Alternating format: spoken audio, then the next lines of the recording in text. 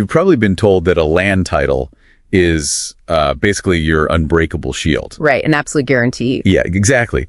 Like once you have that piece of paper, the land is yours forever, and that's the end of the story. But if you're looking at property in the Philippines, that shield might actually have a hairline fracture you don't even know about. It's a really common trap, honestly.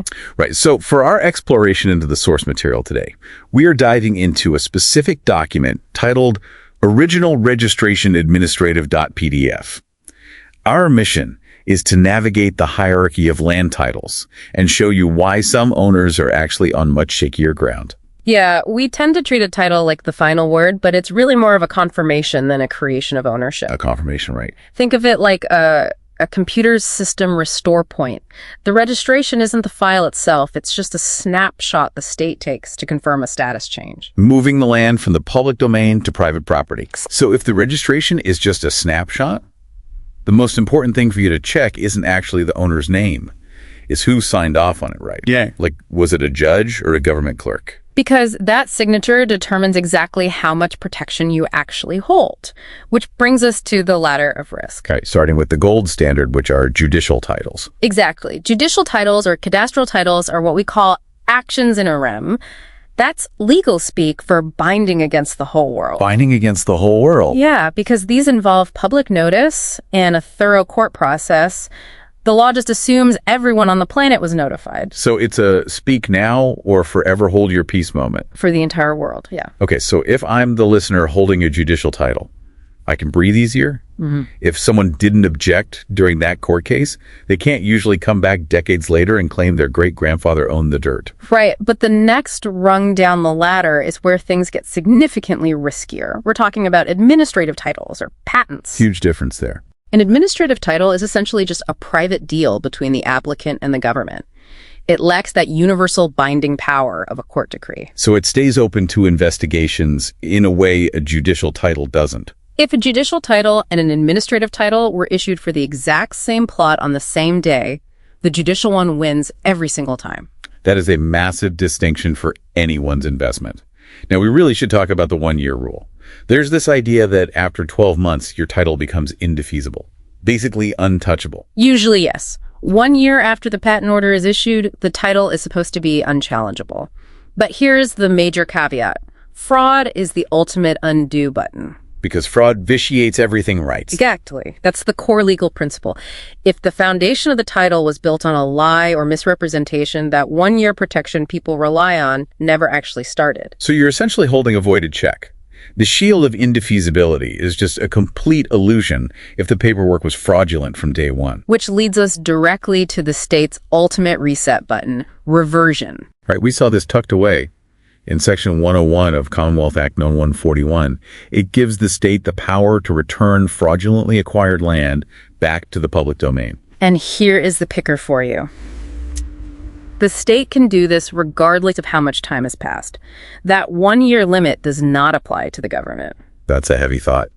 You're telling me that even if 5 or 10 or 20 years have passed, if the original patent was secured through foul play, the government can just hit reset. The state retains a permanent right to investigate its own history.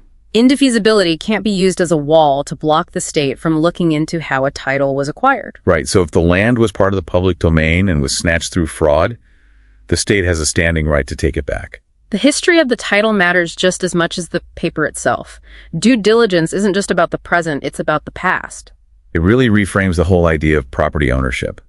We've seen that judicial titles are the benchmark, while administrative titles are more vulnerable. And that 1 year rule is essentially useless if there's a rotten foundation. It makes you wonder about the land you're standing on right now. If its first jump from public to private happened 50 years ago through a single hidden flaw or fraudulent signature, the state still technically holds the keys. That's a sobering thought. Really is. Are any of these titles truly final, or are we all just temporary custodians of the public domain? Something to think about. Thanks for exploring the source material with us today. Always a pleasure. All right, let's get right into it. Today, we're going to unravel a really fascinating legal puzzle, one that gets to the very core of what it means to actually own a piece of land. And we're going to explore a situation that honestly sounds like it should be totally impossible. Seriously, just picture this for a second. You have an official, government-stamped title deed to a property. It's got your name on it, You'd think, okay, I'm the owner, end of story. But then you find out someone else also has an official-looking title to the exact same spot. So who's right? Who gets the land? And how on earth could a system even let that happen? Well, here's the secret. It turns out not all land titles are created equal. The key to solving this whole mess is understanding that there are two very, very different ways to get that official piece of paper, and one of those paths is a whole lot stronger than the other. Okay, so here are our two contenders side by side. On one hand, you have a patent or a grant. Think of this as a straightforward administrative deal, basically a transaction between you and a government office.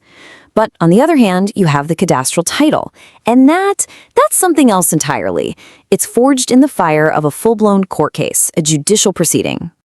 This right here is the million-dollar question, isn't it? When you've got these two titles and they both look legit, but they're for the same piece of land, which one comes out on top? And the answer, legally speaking, is not even close.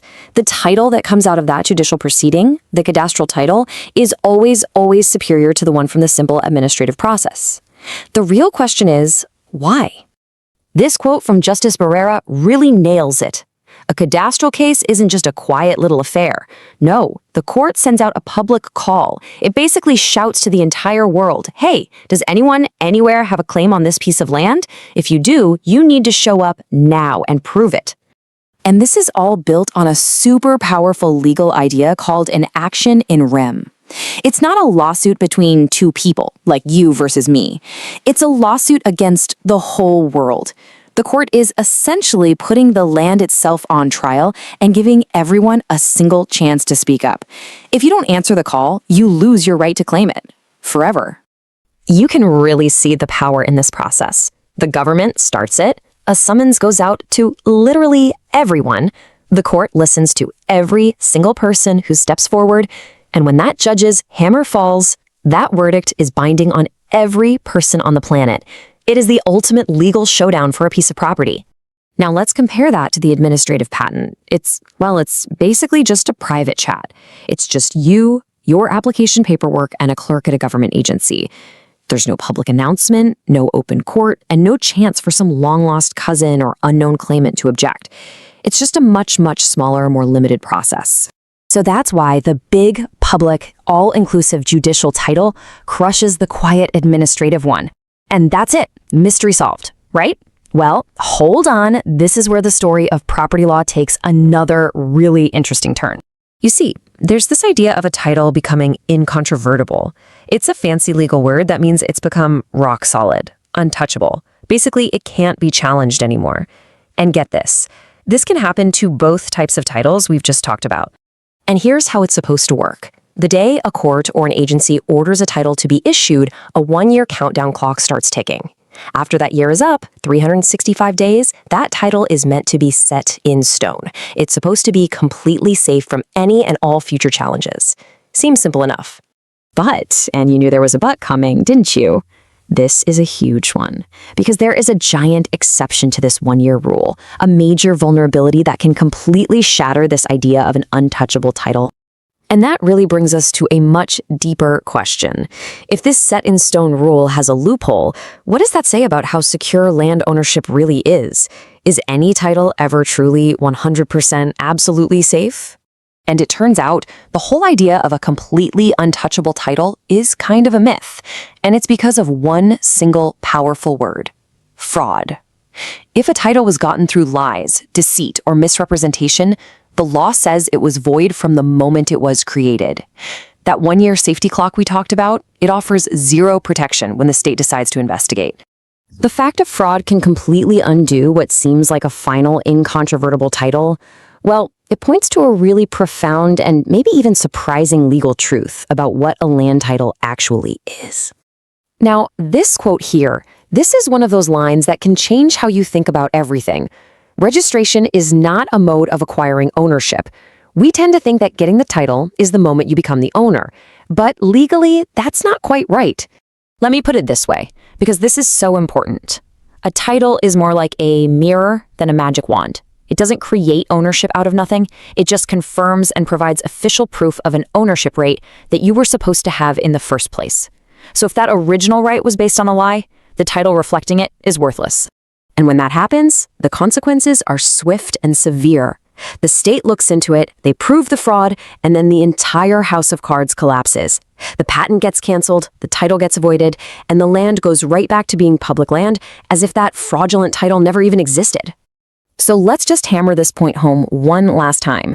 That 1-year period, the one that's supposed to make a title unchallengeable, it means absolutely nothing when the government is coming to take back land that was acquired through fraud. It is not a shield, it is not a defense, period. So let's tie this all together. When two valid titles are in conflict, the one from the courtroom always wins. But the bigger lesson here, the ultimate takeaway, is that no piece of paper, no matter how official it looks, is stronger than the truth of how it was obtained.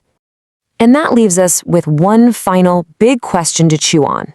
If that official title document doesn't actually grant you ownership, but only confirms it, then what does? What are the real, fundamental ways that ownership is created in the first place? Well, that sounds like a great topic for another explainer. Imagine this scenario for a second and really picture it, because it's basically the stuff of nightmares. Oh boy. Yeah. Unless you're driving right now, close your eyes. You have finally done it. You have bought a piece of land. A big dream. Right there. Exactly. It's the ultimate goal. Maybe it's this beautiful, expansive plot out in the country, or maybe it's that perfect little lot where you're going to build your dream house. Right. But the most important part is that it is yours. It belongs to you. You have the paper to prove it. You have the actual title issued directly by the government sitting right there in your hands. That's a very secure feeling. You lock it in a safe, you pop the champagne, you invite the friends over for a barbecue, you sleep like a baby. Because you have security, you have a legacy, you've put down roots. It is the finish line. Or at least, you think it is. I sense a but coming. A huge but. Because a few months later, or maybe even years down the line, there's a knock on the door. Or a registered letter shows up in the mail with one of those really ominous red stamps on it. Never a good sign. No. And it turns out someone else, let's just call him Mr. Smith, 4, now claims that he owns this exact same piece of land. A classic property dispute. They are incredibly painful, very expensive, and unfortunately, they happen a lot more than you'd think. But wait, because it gets so much worse. Yeah. This isn't just a boundary dispute where, the fence is 2 feet over the property line. Okay. Mr. Smith doesn't just claim it verbally. He pulls out a piece of paper. He also has a title. Oh, no. An official government-issued title. And you look closely at the dates, and you're sweating bullets at this point. All right. Your title was issued on, let's say, July 1st of this year. Right. You look at his title. It was also issued on July 1st. Oh, wow. Same land, same exact date. 2 completely different owners. Both holding official paper. Both with government stamps. That is, from a legal standpoint, that is a catastrophe. It's a complete mess. So you have 2 different owners, both holding these official documents saying, this is mine. Yeah. Who actually owns the land? Do you just split it right down the middle? No, you definitely don't do that. Do you check the timestamps to see who got their paper stamped at 9 a.m. versus 9:01 a.m.? That would be convenient, but no. Do you literally play rock, paper, scissors in the judge's chambers? Or is there a specific logical rule buried deep in the legal code that actually picks a winner here? Well, it's a terrifying scenario for any landowner, obviously. But I have to admit, as someone who studies this stuff, for a legal professional, it's an absolutely fascinating theoretical problem. I knew you'd love this one. It's just such a perfect puzzle. And to answer your question, no, you don't split it. And you don't flip a coin. There is a rule. There's an actual rule for this specific nightmare. There is. And it is incredibly specific. It's not about who has the better lawyer on that particular day, and it's not a coin toss. Well, today we are going to find out exactly who wins that fight. We are doing a deep dive into a stack of source documents that are frankly quite dense. They're labeled pre-bar examination review pointers. That sounds extremely heavy. Oh, it is heavy. It's basically the high-level cheat sheet for future lawyers who are about to take their exams. The battle manual. Exactly. Yeah. We're looking at the really gritty details of land titles, deeds, and the specific legal intricacies of what's called the Torrens system. Right. We're going to talk about what happens when the legal system just gets incredibly messy and how the government actually goes about granting public land to private citizens. It's a fascinating area to explore because it sits right at this weird intersection of heavy government bureaucracy and fundamental private property rights. Yeah. It's all about the hierarchy of ownership. It Yeah. really challenges the basic assumption that a piece of paper is just a piece of paper. Because they aren't all equal. Not even close.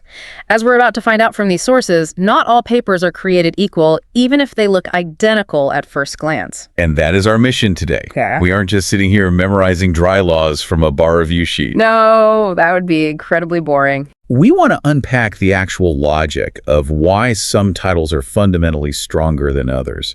We want to understand how a piece of paper becomes completely ironclad or how it becomes completely worthless. Right.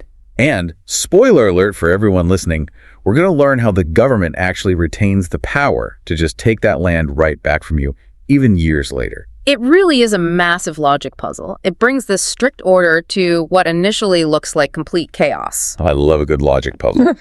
But before we get to the actual tiebreaker in our opening nightmare scenario, we kind of have to understand the players in the game first. We have to lay the groundwork. Yeah. Where do we even begin with land ownership when we're talking about the government giving land to people? Well, based on the source material, we have to start with the absolute foundation. We are talking specifically about what the law calls alienable and disposable lands of the public domain. Okay, let's just pause right there on that phrase.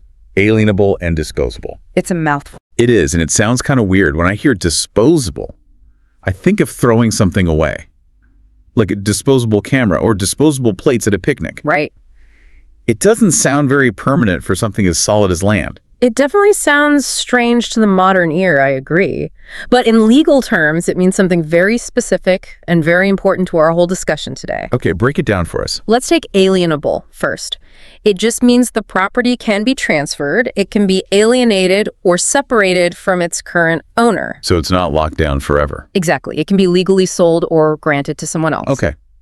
And disposable. Disposable here doesn't mean it's trash. Think of it more like disposable income. It means the government has actively designated this specific piece of land as available for disposition. Ah, okay. It is land that the government currently owns. It's part of the massive public domain, but they have gone through a process and decided we are willing to let go of this. We are willing to dispose of it. Right. They are willing to grant it to a private citizen. It's essentially the inventory that's available to be claimed. Got it. That makes a lot more sense. So the government has this big pool of available land. I see a piece I want. They go through their process and they agree to give it to me. Okay. They hand me a patent or a grant. Do I own it now? Is the land officially mine the second they hand me that bait? You are only part of the way there. Only part. Only part. You have the government's official permission. You have the grant in your hand. But this is exactly where our first major point from the source material comes in. We need to look at something called Section 103 of the Property Registration Decree. Section 103. What does that decree actually say? It essentially spells out that just getting the physical grant or the patent from the government is not enough to secure your ownership. It is strictly a two-step process. What's step 2? You have to register it. You have to literally take that piece of paper they just gave you and walk it over to the Register of Deeds. Precisely. The source material is very explicit here. It actually poses a rhetorical question right in the text. Why is it necessary to register patents or grants awarded by the government? And what's the answer? The answer is essentially the cornerstone of this entire property system. The text says, in the absence of registration, title to public land is not perfected. Not perfected. Yes. That is a really interesting phrase. It sounds almost philosophical, like it implies the title is flawed, or maybe incomplete, like a cake that isn't fully baked yet. Incomplete is a really good way to think about it. The text goes on to explain that without that crucial step of registration, the title is not perfected and therefore not indivisible. Indivisible. Right. Now, usually in legal circles, you'll hear the term indefeasible used a lot more often, which means it cannot be defeated or voided or annulled. Okay. The source text here uses the word indivisible, but the core concept is exactly the same. Without formal registration, your legal hold on that land is weak, it is shaky, it just hasn't solidified into a permanent right yet. So let's play this out in the real world. If I have the physical grant in my hand, it's signed by the top government official. Maybe it's even got a fancy gold foil seal on it. A very nice-looking document. Yeah, a beautiful document. But I'm lazy or I'm busy and I haven't driven down to the registry office yet. I am vulnerable. You are incredibly vulnerable. Think of it this way. Let's use an analogy. Imagine someone writes you a check for $1 million. Oh, I like this analogy already. I am definitely listening. $1 million. So you have the check in your hand, it's signed by the person, it's properly dated, it's completely real, the ink is literally still wet. Do you actually have the money? Well, technically, no. I have a piece of paper that promises me that I will get the money. Exactly. You have the potential for value, you have a legally recognized right to that money based on the check.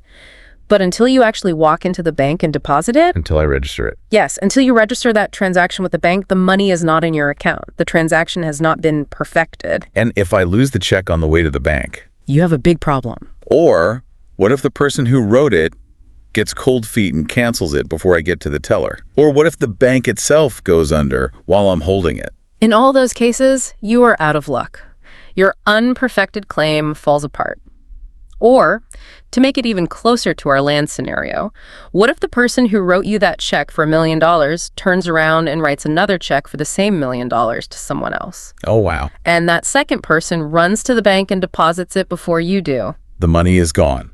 They got it because they perfected the transaction first. Exactly. An unregistered land grant is exactly like that uncashed check. You have the potential for ownership, you have the promise, but the rest of the world doesn't know it yet. Because the registry doesn't know. Right. The bank, which in this case is the Torrens system of land registration, hasn't processed it yet. As far as the public record is concerned, it's just a private secret between you and the specific government office that handed you the paper. So the absolute main lesson here, right out of the gate, is that if the government ever gives you land, you need to run, do not walk to the registration office immediately. Absolutely. Speed matters immensely. Because until you do that, your title is not perfected. It is not solid. And that lack of solidity, that gap in time, is exactly what creates the opening for the conflict we talked about in the intro. The nightmare scenario. Yes. If you hold on to that uncashed check for too long, someone else might just walk into the bank with a stronger claim. Okay, right. Let's get back to that nightmare tiebreaker because I need to know who wins this thing. I am genuinely stressed out on behalf of our hypothetical listener who is holding this paper. Let's set the scene exactly as it's presented in the source material. Remember, these notes are derived from pre-bar review pointers. Right. They're quite literally designed to trip up law students who have been studying this for years, which means the scenario is full of very specific nuance. Okay, here is the puzzle again. Let's reconstruct it step by step. We have one single parcel of land, a nice square acre, let's say. Maybe it's got a really nice view of the mountains. Sounds lovely. We have two different people. Let's call them person A and person B. Okay, person A and person B. Both of them really want that view of the mountains. Naturally. Both of them have a formal title registered under the Torrens system, and both of those titles were issued on the exact same day. And that right there is the critical detail that makes this a bar exam question.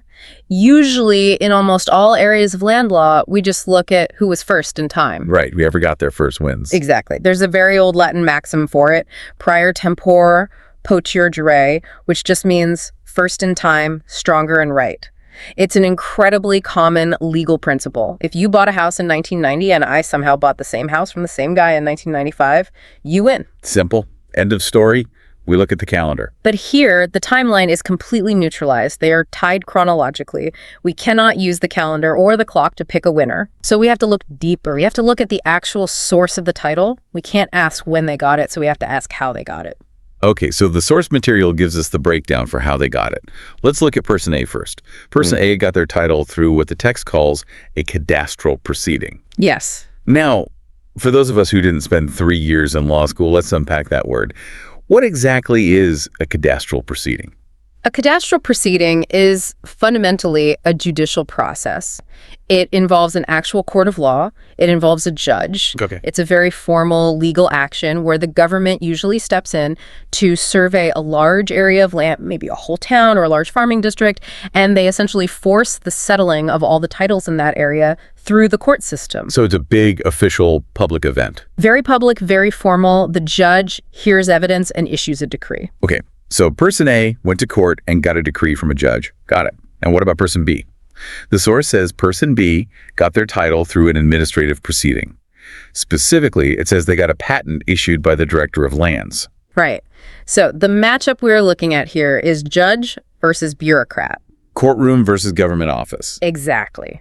Person A is holding a decree of registration handed down by a court. Person B is holding a patent handed out by an administrative agency.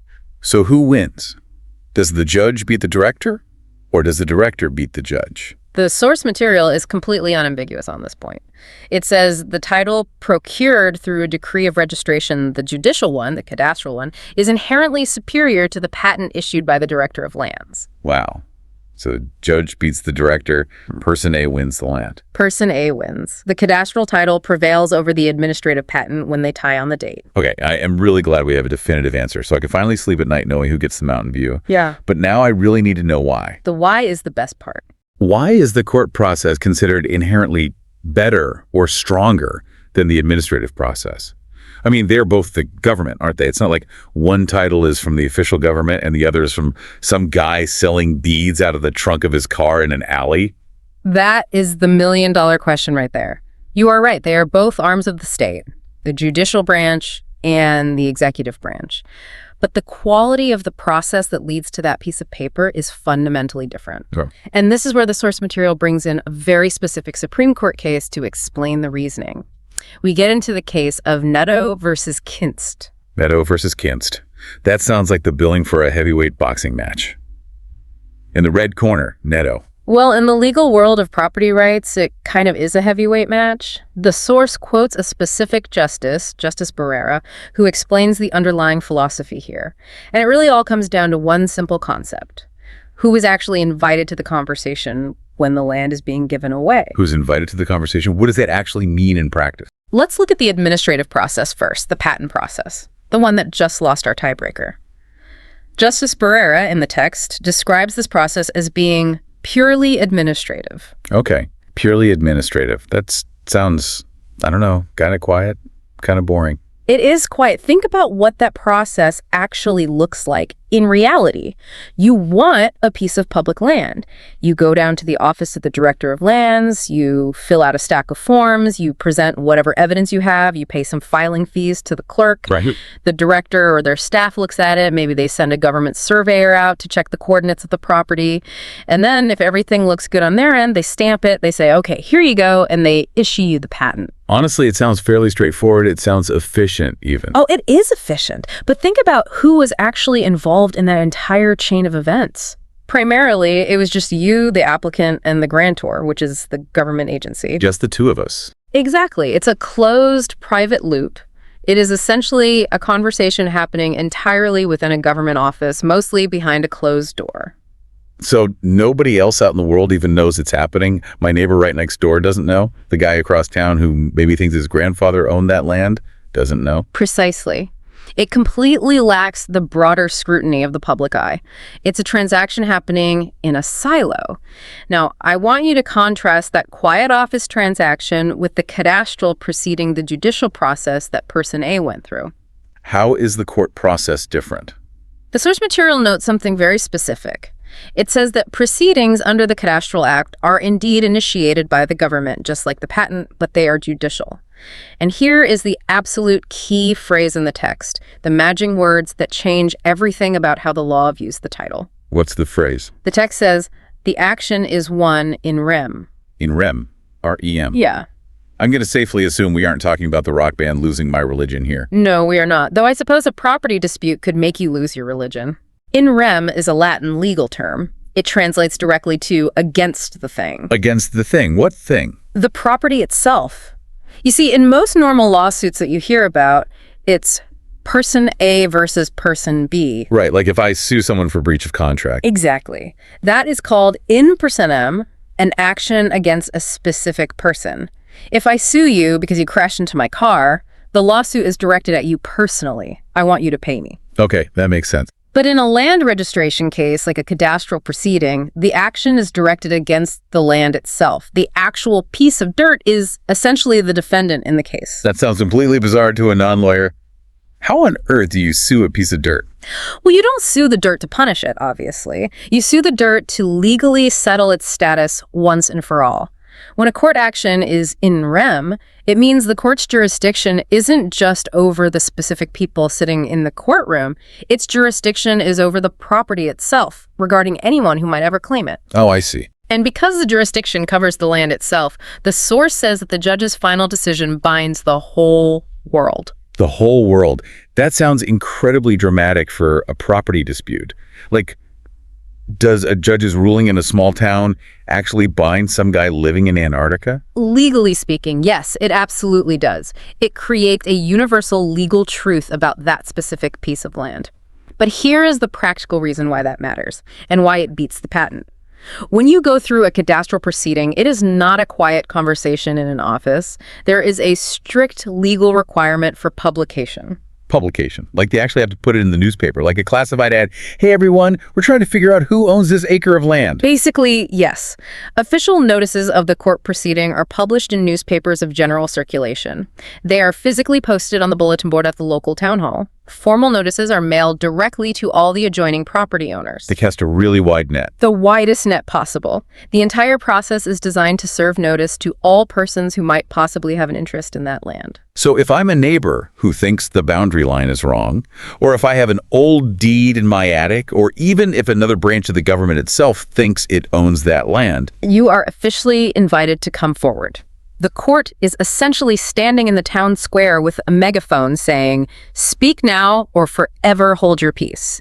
It gives absolutely everyone a chance to physically appear in court, to present their evidence, to prove their own claim, or to legally oppose the applicant's claim. it brings all the skeletons right out of the closet. Every single one. It forces any hidden disputes out into the open light of a courtroom. It's a gauntlet.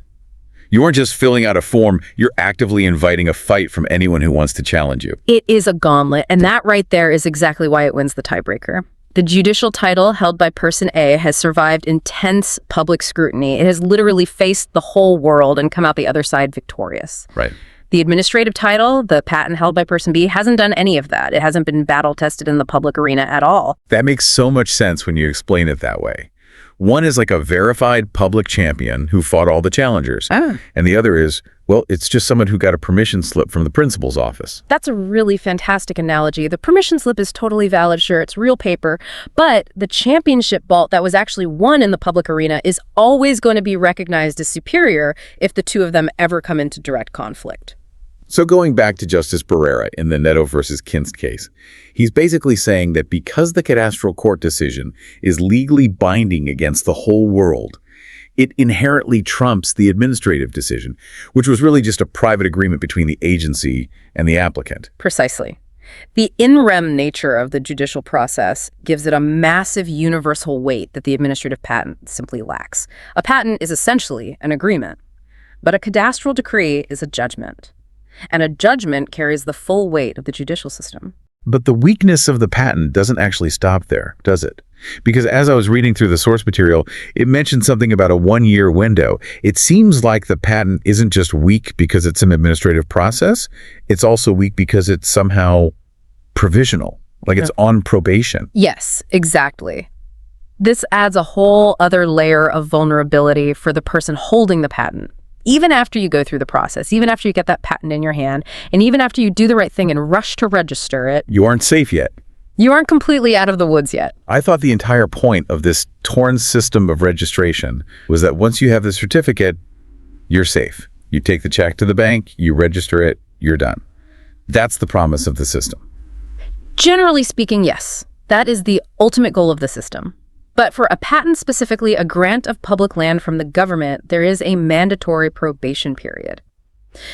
The source text explicitly says that a certificate of title that is based on a patent is, quote, still subject to certain conditions and restrictions even after it's been issued and registered. Like what kind of conditions? Do I have to, promise to farm it? Do I have to mow the lawn every Sunday to keep the government happy? Not quite that micromanagey. It's really more about the fundamental validity of the grant itself. The text points out that the Director of Lands retains the legal power to conduct what's called an administrative investigation after the fact. Wait, hold on. So they review my application, they approve it, they literally give me the land, and then they can just decide to investigate me afterwards. Yes. That feels like double jeopardy or something. It's like them saying, here is your land. Actually, wait a second. Let me double check that I meant to do that. It feels frustrating, I'm sure, but it acts as a necessary safety valve for the public domain. If there is any reason to suspect something went wrong during that quiet, private, administrative process, Maybe the surveyor made a geographical mistake. Maybe boundary lines were crossed with the national park, or maybe the land wasn't actually classified as alienable in the first place. The director has the authority to look into it. The source states that in appropriate cases, and after prior administrative investigation, the director of lands can institute legal actions. Actions to do what exactly? Give me a fine. No, much worse. Actions to cancel the patent, and subsequently to cancel the actual title. Wow. So they can literally just take it back, even after you have the registered paper in your safe? They absolutely can, and the text spells out the result. The consequent reversion of the land to the government. Reversion.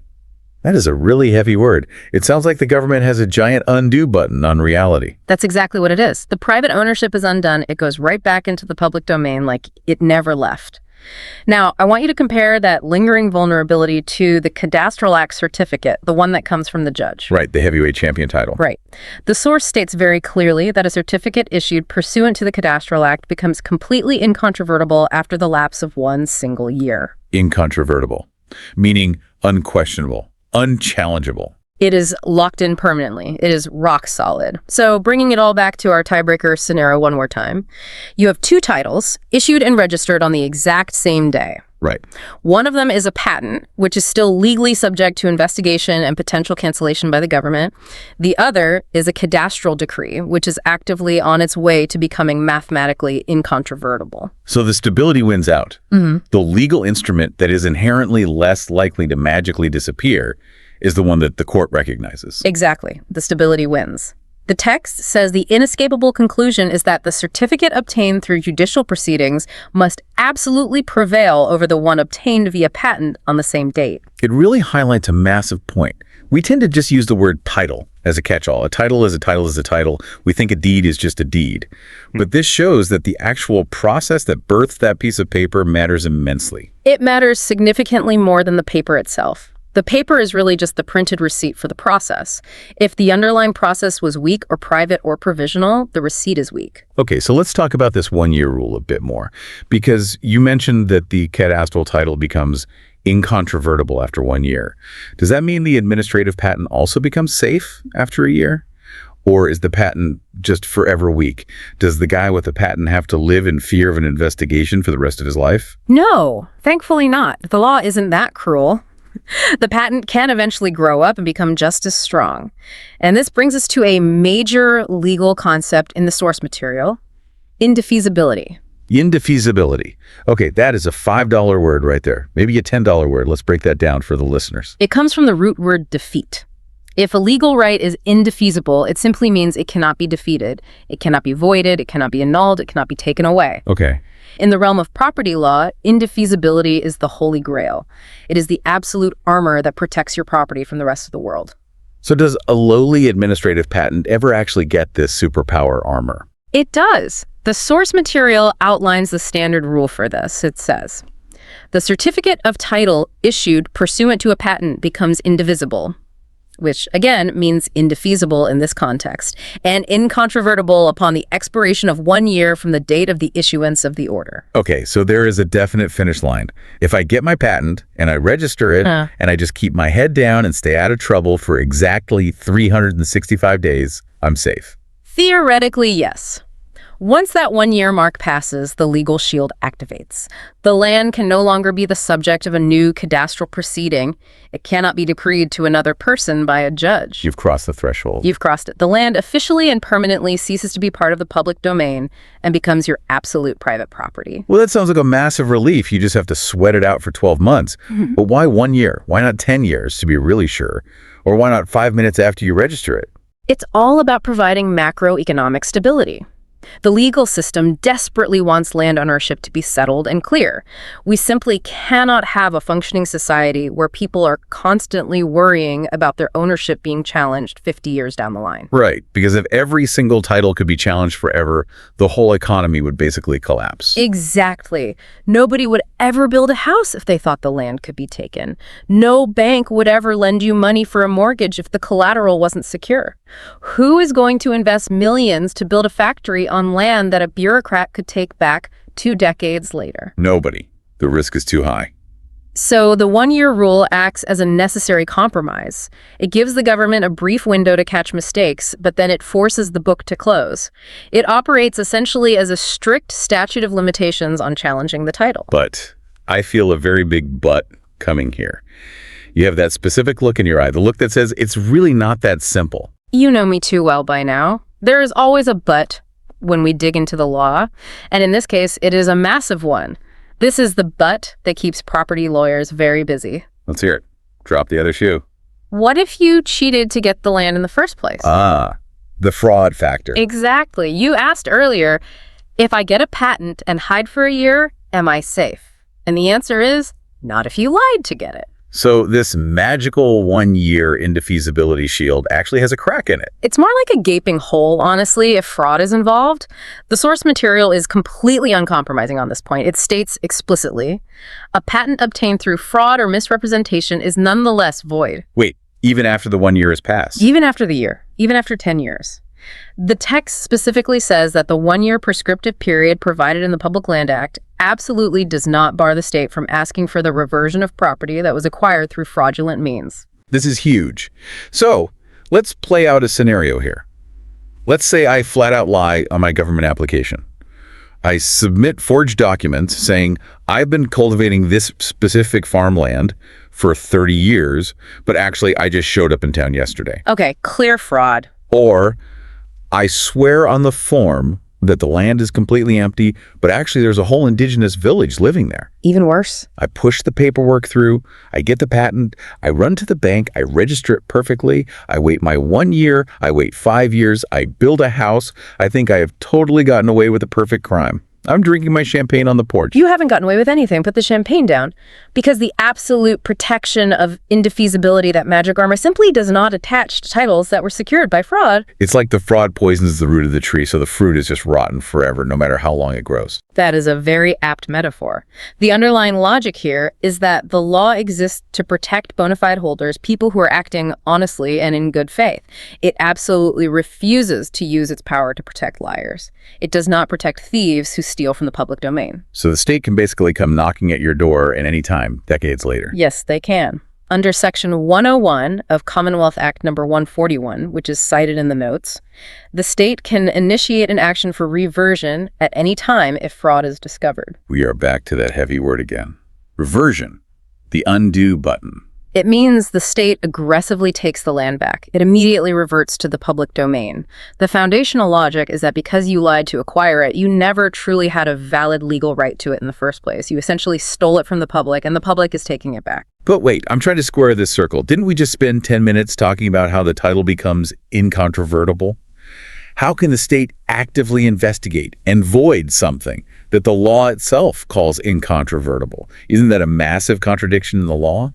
How can a document be completely unchallengeable, but also subject to a fraud investigation at any time? It seems like a paradox, I know, but that is the exact nuance we have to understand, and it trips up a lot of people. The source material explains this very carefully. It says that this indefeasibility cannot be a bar to an investigation by the state as to how the title has been acquired. So, the shield protects the actual title from random third-party attacks, but it doesn't stop the state from looking behind the curtain to see how you managed to get the shield in the first place. That's a brilliant way to phrase it.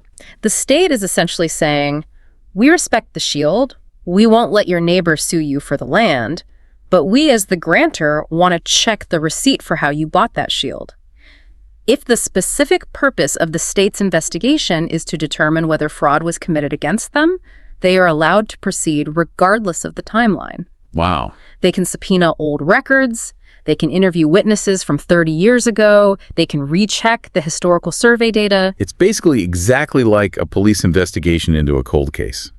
Just because you haven't been caught yet and a lot of time has passed, that doesn't magically make you innocent of the crime. Correct. Time doesn't cure fraud in this context, and if the state successfully proves that fraud occurred, the title is canceled, period. The land goes right back to the government inventory. This seems like a really delicate and important balance the law is trying to strike here. On the one hand, you desperately want stability. You need the 1-year rule so honest, hardworking people can sleep at night and get mortgages. Yeah. But on the exact same hand, you cannot allow the system to reward blatant dishonesty and theft. You hit the nail on the head. It is the fundamental tension between finality and justice. The legal system relies on things being final. That's the one-year rule. But the legal system's ultimate goal is justice. That's the fraud exception. And in this specific arena, justice will eventually win out over finality if the origin of the ownership was corrupt. This whole discussion actually leads us perfectly into a really deep, almost philosophical point that the source material brings up right near the end of the section. It's about the very nature of registration itself. And honestly, when I read this part, it completely changed how I look at what a title actually is. Yes, I know exactly the point you mean. This is the big aha moment for a lot of law students when they study property. It trips people up constantly because on the surface, it feels entirely backwards to everything we assume about property. The text says this, quote, "Registration of a patent under the Torrens system does not by itself vest title." Let's unpack that legal phrasing. To vest title simply means to officially grant ownership, to make you the true legal owner. So, registering the land at the office doesn't actually make me the owner. No, it does not. And that sounds completely counterintuitive, doesn't it? I mean, Yeah. we literally just spent the first 20 minutes of this deep dive hammering the point that you absolutely must register. Oh, I know. You literally said, if I don't register it, it's not perfected. You told me to run to the bank to cash the check. And now you're sitting here telling me that registering it doesn't even give me ownership. I feel like I'm trapped in a legal logic loop here. Which one is it? It is tricky, but here is the crucial legal distinction. Registration merely confirms the registrant's already existing title. It does not create that title out of thin air. Okay, my brain is twisting a little bit on that one. Help me out here. You're good at analogies. Give me an analogy for this. All right, let's think about a college degree. Okay. I remember that fondly. The late nights in the library. The endless cups of instant ramen. Right. So you go to classes for 4 years, you take all the grueling exams, you write the massive term papers, you complete all the actual academic requirements, you do the hard work. Yeah. At that specific point in time, you have actually earned the degree. You possess the knowledge in your head. You have achieved the status of a graduate through your actions. Right. I've done the work. I know the material. Then a few weeks later, you put on the robe, you walk across the stage, and the dean hands you a fancy diploma with your name on it. And maybe you take it home and frame it in a nice mahogany frame. Sure. It hangs on my office wall right now. It looks very nice. But ask yourself this. Does the actual mahogany frame give you the knowledge? Does the physical piece of paper create your education? If your office burned down tomorrow and you lost the paper diploma, are you suddenly an uneducated person? Well, no. Obviously not. The actual education happened way before they handed me the paper. The paper just proves to other people that I did it. The paper's just the evidence. Exactly. That is exactly how the Torrens system works. Registration is the diploma. It is the proof. It is the official state-sanctioned confirmation to the rest of the world that you legally own this land. I see. But the actual right to the land comes from the lawful grant from the government, or the facts of your historical possession, the actual work and circumstances that happened before you ever walked into the registry office. Oh, wow. Okay, so registration is basically just the government's stamp of approval. It's not the actual source of the right to the property. Exactly. The source text puts it plainly. Registration under the Torrens system is not a mode of acquiring ownership. That is the key underlying doctrine. You do not acquire the land by the act of registering it. You register it because you already legally acquired it. Like a marriage certificate. Yes. The piece of paper doesn't magically make you love each other. The relationship exists on its own. The certificate just legally proves to the state that you are married so you can file taxes together. That is another perfect analogy. The paper reflects the reality. It doesn't invent the reality. And this directly connects back to the fraud issue we were just talking about, doesn't it? Yeah. This totally explains why the fraud exception actually works legally. It connects perfectly. It's the linchpin of the whole system. Because registration doesn't magically create ownership out of thin air, it therefore cannot fix a fundamentally broken or corrupt foundation. Right. If I didn't actually go to class, to use your college analogy, if I cheated on every single exam, or if I literally just hacked the school's computer to print my name on a diploma, then framing that fake diploma doesn't magically make you a genius. Exactly. The paper is lying. Yes. If the underlying basis for the property of the patent application was fake or fraudulent, then the act of registration cannot save you. The registration is just a mirror trying to reflect reality. If the reality is fraud and theft, the registration is legally void. You can't polish a lie into the truth just by slapping a government stamp on it. That is it, exactly. You cannot launder a fraudulent claim through the registry office and expect it to come out clean on the other side. A piece of paper is truly only as good as the lawful process that was used to obtain it. You cannot register your way out of a lie. Man, that is a really mind-bending concept when you step back and look at it. Because culturally, we put so much absolute faith in the title. We talk about it all the time. We think the title basically is the property. We fetishize the paperwork. We do. But legally speaking, the title is really just a receipt. And if the initial transaction was a scam, the receipt is complete garbage. That is the perfect summary of this entire area of law. Well, this has been a seriously intense deep dive. My brain is getting a workout today. Let's try to quickly recap this hierarchy we've been talking about, because we have covered a massive amount of ground here. We've gone from nightmare property scenarios to obscure Latin terms to college diplomas. Let's stack the rules up so everyone can remember them. That's a good idea. Let's look at the ladder of ownership we've built from the source material. Okay, rung number 1. At the absolute bottom of the ladder, unregistered grants. The weakest position. Incredibly vulnerable, legally not perfected. It's exactly like holding an uncashed check. You technically have it, but the rest of the world doesn't know. If you lose it or someone else registers first, you are in deep trouble. Right. Okay, rung number 2. Registered administrative patents that are less than 1 year old. A much better position. You've gone to the bank. But it's still fundamentally shaky. It is actively subject to administrative investigation by the Director of Lands. And most importantly, in a direct head-to-head tiebreaker fight with a judicial title on the exact same day, it loses. It's the permission slip, not the championship belt. Right. The bureaucrat loses to the judge. Rung number 3. Registered judicial or cadastral titles. Very strong. Remember the magic phrase. In rem. It is a judgment binding against the whole world because it went through the rigorous process of public publication. It wins the tiebreaker every single time. It has survived the gauntlet. The heavyweight champion. And finally, rung number 4. Any registered title after 1 full year has passed. The Holy Grail. Indefeasible, incontrovertible, solid rock. The statute of limitations has officially passed. You can sleep peacefully at night.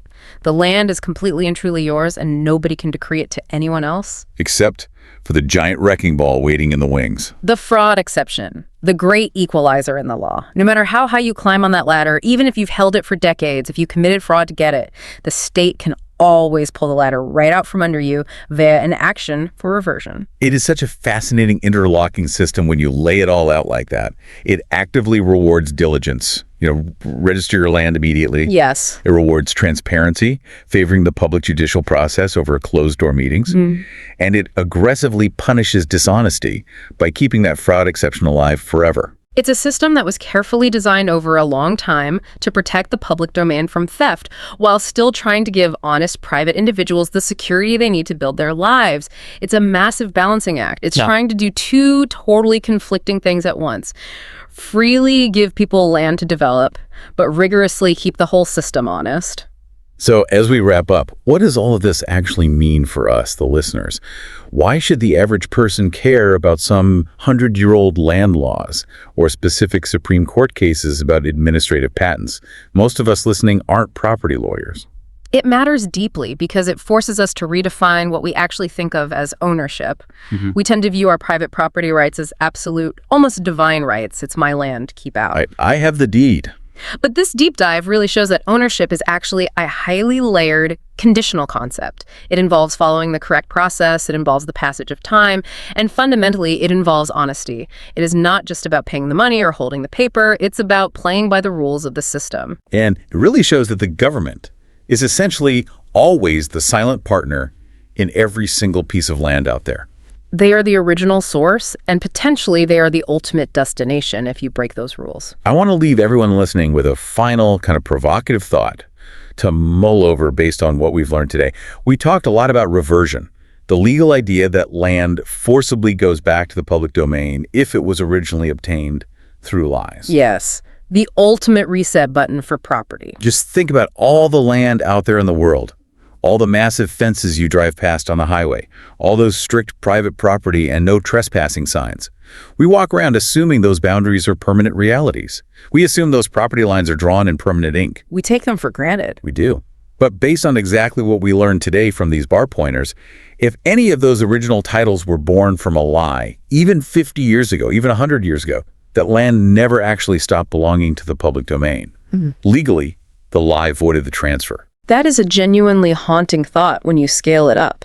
It implies a whole hidden history of the land we walk on. It really makes you wonder how many massive, supposedly private estates out there are actually just public lands secretly waiting for the state to wake up, do an investigation, and take them back. It's like an invisible public domain just hiding in plain sight behind millions of miles of fences. Hiding right in plain sight. That is definitely something to think about the next time you drive past a keep out sign on a massive empty field. Indeed it is. Well, thank you so much for taking this deep dive with us today. This was incredibly eye-opening. It was a pleasure as always. Thanks for having me. We'll see you on the next one. Welcome to the debate. Today, we are dissecting a legal scenario that sounds, well, frankly, it sounds like it was ripped from a law student's darkest nightmares, but it has very real, very high-stakes consequences for property ownership. Yeah, it is a massive property law headache. It really is. Imagine holding a title to a piece of land. A piece of land you have paid for, cultivated, and you firmly believe is yours, only to find out that someone else holds a title to that exact same parcel. And here's the kicker. Both titles were issued on the exact same day. Right. It's the ultimate collision of two distinct worlds within the Torrens system.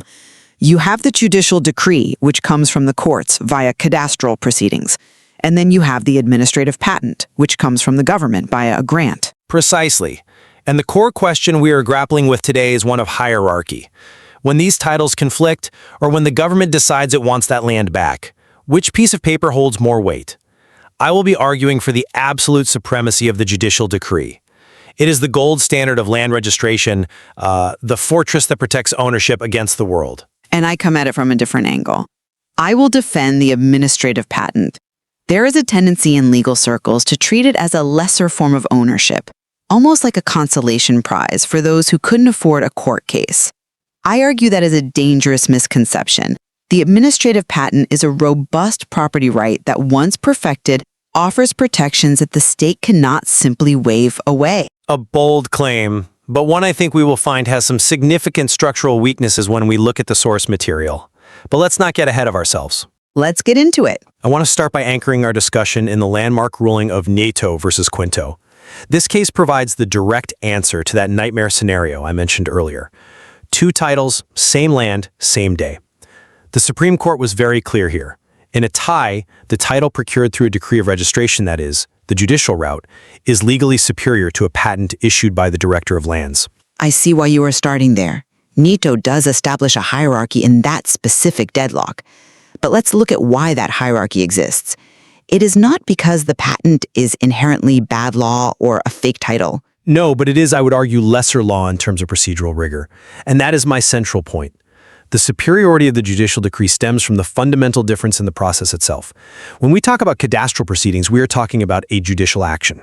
It is an action in rem. And for the benefit of our listeners who might not be fluent in legal Latin, in rem essentially means the action is against the thing itself, the land, rather than against a specific person. Exactly. But the implications of that are massive. Because it is a suit against the land, the court takes constructive possession of it. The process is served by broad publication.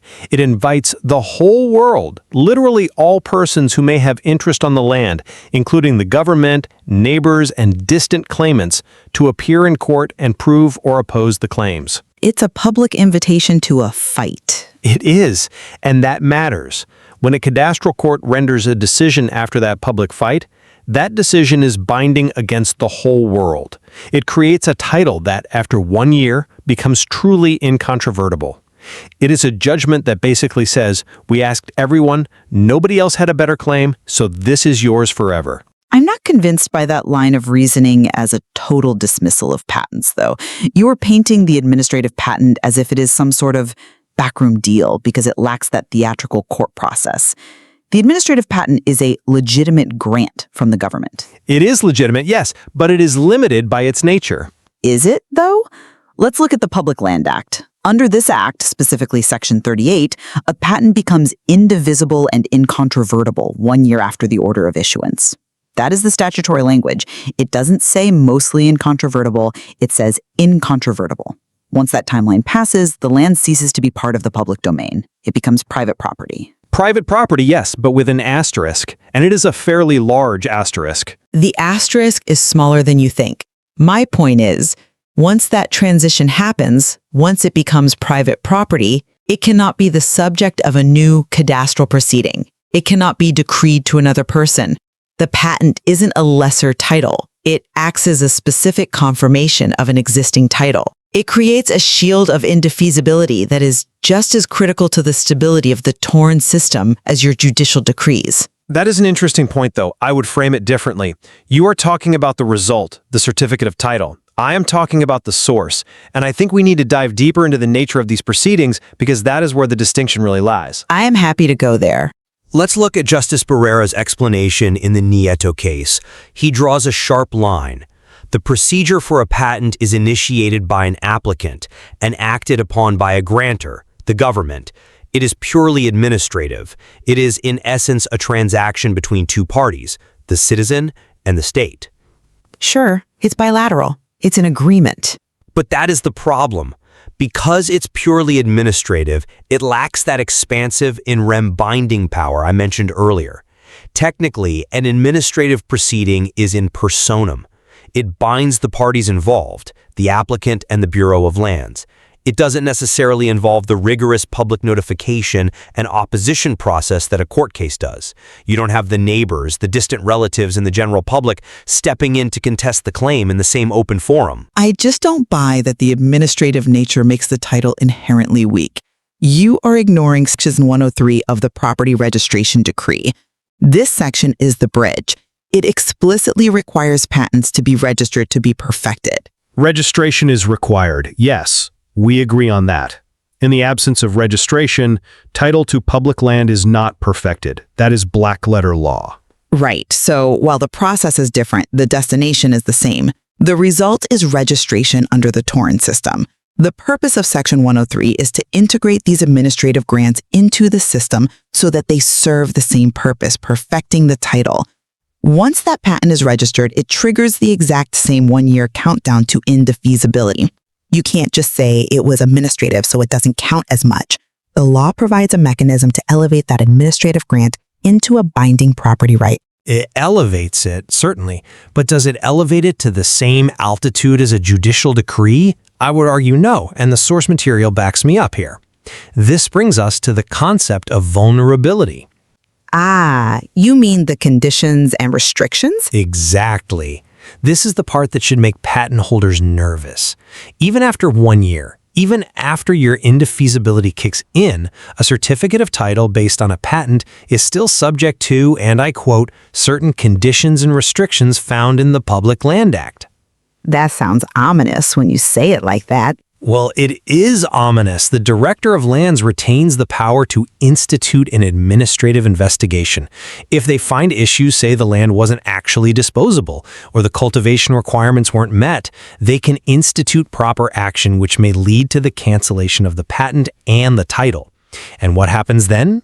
The consequent reversion of the land to the government. You are making it sound like the Director of Lands can just wake up one morning, decide they don't like the cut of your jib, and take the land back. Not on a whim, but the power exists. Comparing that to a certificate of title issued pursuant to the Cadastral Act, the judicial route. After the lapse of 1 year, it becomes strictly incontrovertible. The door is shut, bolted, locked. Even the government has a very hard time reopening that door. With a patent, the government keeps a key in its back pocket. That is a compelling argument, but have you considered the scope of that key? You are implying the reversion power is broad and arbitrary. It is not. We have to look at Section 101 of Commonwealth Act No. 141. The Public Land Act again? Yes. The state can only sue for reversion in very specific cases, primarily fraud or misrepresentation. This is a crucial distinction. The investigation isn't a general review of whether a clerical error was made.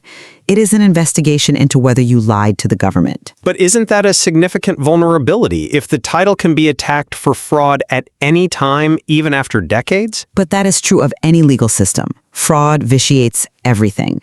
The source material is clear. Indivisibility of a title does not, however, attach to titles secured by fraud and misrepresentation. A patent obtained through fraud is void because registration doesn't vest title, it only confirms it. Registration is not a mode of acquiring ownership. We definitely agree there. If there is no fraud, the patent should stand. My argument is that for the honest landowner, which is the vast majority, the patent is secure. The vulnerability you are highlighting is really a vulnerability for fraudsters, not for the instrument itself. I see the distinction you're drawing, and it's a fair one regarding fraud. But let's look at the innocent purchaser for value. If I buy land that was originally titled via a judicial decree, and it turns out there was some fraud way back in the beginning, I am generally very safe because the decree is an adjudication in rem. The land is mine. And the Torrens system protects the innocent purchaser of a patent title too. Not to the same degree.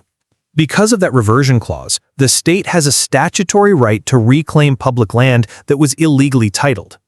There is a legal maxim, the spring cannot rise higher than its source. If the original patent was void ab initio because it was public forest land, for example, then my title as a buyer is also void.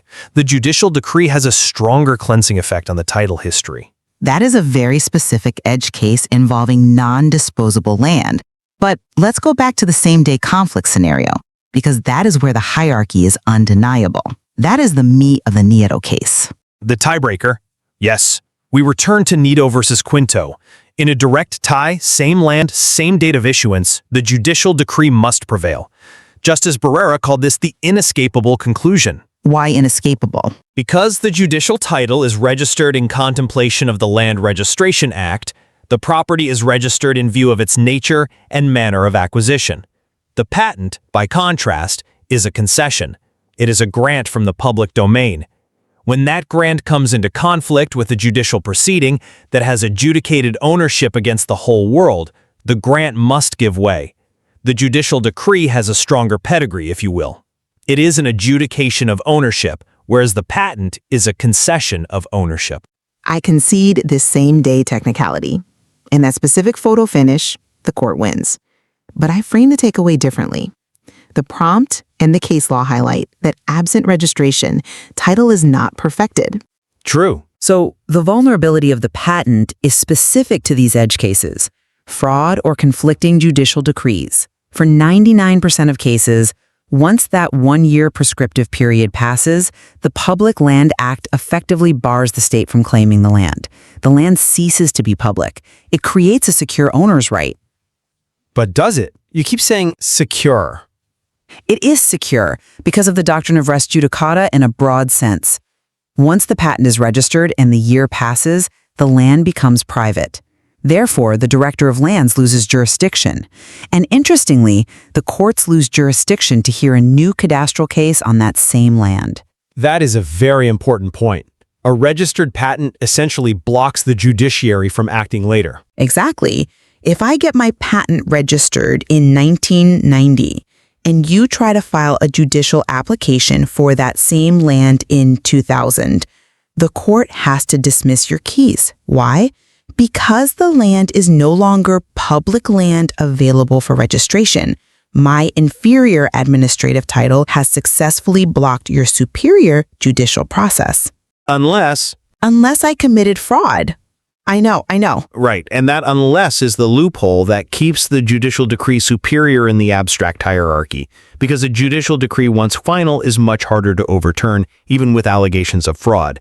The administrative route leaves that door slightly ajar for the Solicitor General to walk through. I will grant you slightly ajar, but let's talk about why the administrative patent exists. It is about access. Not everyone can afford a lawyer to litigate a cadastral proceeding, pay for publication in the official gazette, and fight off opposers in open court. The patent system is designed to be a more streamlined way to get land into the hands of the people who are actually farming it. I don't dispute the utility of the patent. It is essential for agrarian reform and distributing public lands. but we are discussing the hierarchy of the title itself. And in the hierarchy of legal strength, the in rem proceeding, the one that notifies the world, is simply stronger than the in personam proceeding, the one that notifies the bureaucrat. Stronger in theory, maybe, but let's look at the practical reality. The source material emphasizes that registration does not vest title. It confirms it. Yes. If I have been farming land since 1945, I have an imperfect title. When I apply for a patent, the government is confirming what is already true. When you apply for a judicial decree, the court is confirming what is already true. They are two paths to the same truth. Two paths, but one is paved and the other is a dirt road. They both get you there, but one is less likely to wash out in a storm. I appreciate the metaphor, but I think the dirt road is sturdier than you give it credit for. The patent, once registered, enjoys the same presumption of regularity as the decree. Section 103 ensures that. Presumption, yes, but presumptions can be rebutted. And the burden to rebut a patent is slightly lower than the burden to overturn a final court judgment. That is the nuance. The Director of Lands doesn't investigate judicial decrees. They investigate patents. That creates a permanent possibility of oversight that doesn't exist for the judicial decree. But that oversight is limited to the protection of the public domain. The government is just checking, did we give away public land that we shouldn't have? If the answer is no, the title is solid. If. That little word carries a lot of weight in property law, but it highlights the complexity of the Torrens system perfectly. It was designed to simplify land transfer, to make titles indefeasible. But because we have these two different modes of entry, judicial and administrative, we end up with this hierarchy. And we end up with cases like Nieto, where the system effectively glitches and issues two titles at once. A glitch that the Supreme Court had to fix by declaring a winner. And they picked the judge over the director. In that specific case. But I still maintain that for the vast majority of cases, the administrative patent is a valid, powerful, and necessary tool for private property. It converts the public domain into private wealth. It works. It works, but it is not the king. The judicial decree wears the crown. Perhaps. But the patent feeds the kingdom. I think that is a fair compromise. We can agree that both are valid, both are essential, but they are not identical. Agreed. There are different tools for different situations. To summarize my position, the judicial decree is legally superior because of the in rem nature of the proceedings. It binds the world through public notice. It offers a level of absolute incontrovertibility after 1 year that the administrative patent, with its susceptibility to government investigation and reversion under Section 101, simply cannot match. And I maintain that the administrative patent is a robust property right. It successfully converts public land to private property. After 1 year, it is protected by indefeasibility. The exceptions, specifically fraud, are just that, exceptions. They do not negate the validity of the patent as a title.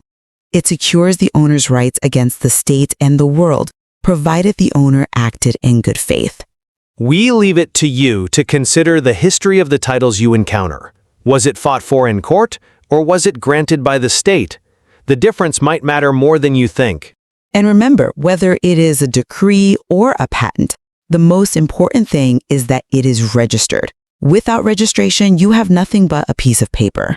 A crucial reminder, registration is the operative act. Thank you for joining us for this deep dive into the hierarchy of land titles.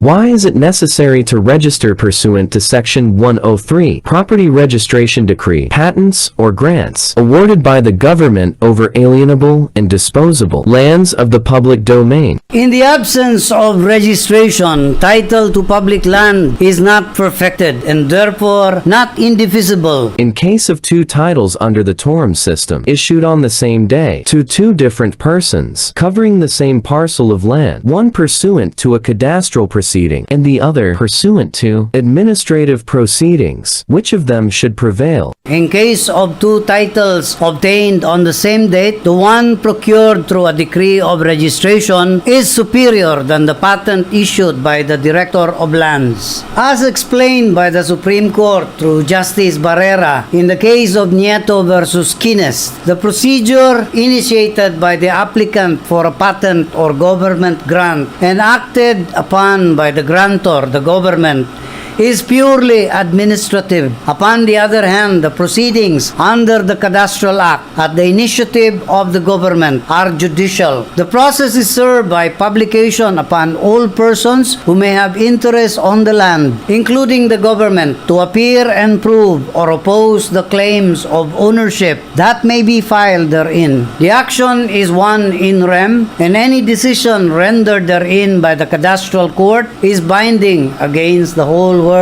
Furthermore, a certificate of title based on a patent, even after the expiration of 1 year from the issuance thereof, is still subject to certain conditions and restrictions. As a matter of fact, in appropriate cases and after prior administrative investigation by the Director of Lands, proper action may be instituted by the said officials, which may lead to the cancellation of the patent and the title, and the consequent reversion of the land to the government. On the other hand, a certificate of title issued pursuant to the Cadastral Act after the lapse of 1 year becomes incontrovertible. The inescapable conclusion, according to Justice Barrera, is that while with the due registration and issuance of a certificate of title over a land acquired pursuant to the public land law, said property becomes registered in contemplation of the Land Registration Act in view of its nature and manner of acquisition. Such certificate of title, when in conflict with one obtained on the same date through judicial proceedings, must give way to the latter. Explain how the concept of indefeasibility applies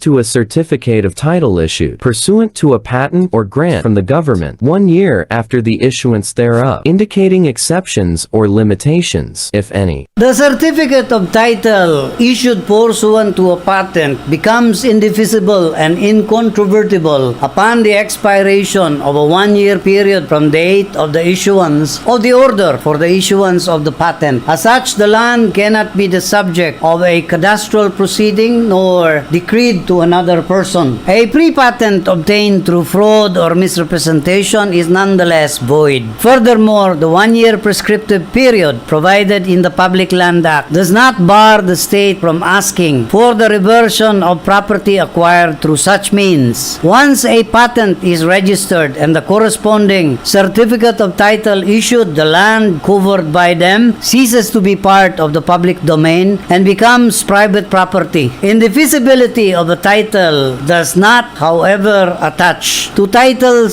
secured by fraud and misrepresentation. Well settled is the doctrine that the registration of a patent under the Torrens system does not by itself vest title. It merely confirms the registrant's already existing title. Verily, registration under the Torrens system is not a mode of acquiring ownership. Therefore, under Section 101 of Commonwealth Act Number 141, the state, even after the lapse of 1 year, may still bring an action for the reversion to the public domain of land that has been fraudulently granted to private individuals. Further, this indefeasibility cannot be a bar to an investigation by the state as to how the title has been acquired, if the purpose of the investigation is to determine whether fraud has in fact been committed in securing the title.